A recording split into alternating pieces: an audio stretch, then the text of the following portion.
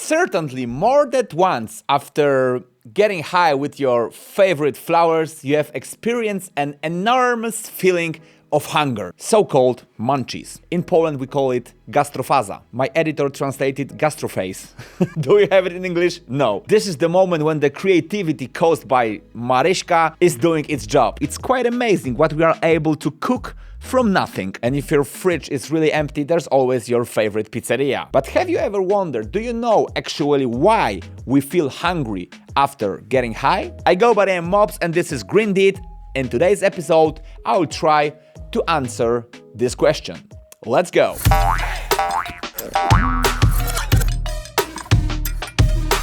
Before we start, I have to tell you something. I smoked like 2 hours ago, got super hungry and ate some edibles. And now I need this episode to be fast, so don't forget to subscribe, to hit the subscribe button, hit the comment section down below after the episode, and see you next week because I don't know if I will manage to the end. The human body is like a very good new car. In new cars, we are getting many notifications all the time that the tire pressure is too low, that there's no gas, or that the washer fluid needs to be refilled. Our body functions are pretty much the same. When the energy value drops, a digestive tract releases a hormone called ghrelin. This hormone stimulates a particular part of the brain, hypothalamus, which makes us hungry, and that's why we want to eat something. But how is it related to munchies? In the last century, the scientists discovered the cannabinoid system. This cannabinoid system has got a big impact on the maintenance of homeostasis in our body. The cannabinoid system is crucial when it goes to the whole work of our whole organism. We are producing our own cannabinoids, but actually I think this would be a great topic for another episode. Let's get back to food. So as we know, the cannabinoid system is quite important in our body.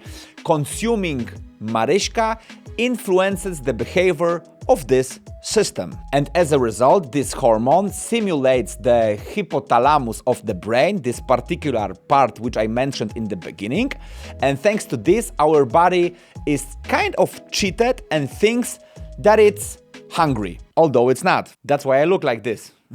Another important aspect of the influence on our body is its interaction with the receptors responsible for our sense of smell. Many people do not know that when we are eating, the smell of the given substance, of the given food, has a great influence on how we actually taste the food. Basically, the smell part, different. Basically, the smell is even the bigger part of the whole tasting experience. Real talk. Try to eat something with closed nose. Basically, when we are eating the drink, we breathe in all the aromas of the meal, and even the drink reach our, those nasal passages. I'm sorry if the words are not chosen correctly, but guys, I'm Polish. I hope that you are understanding the main problem.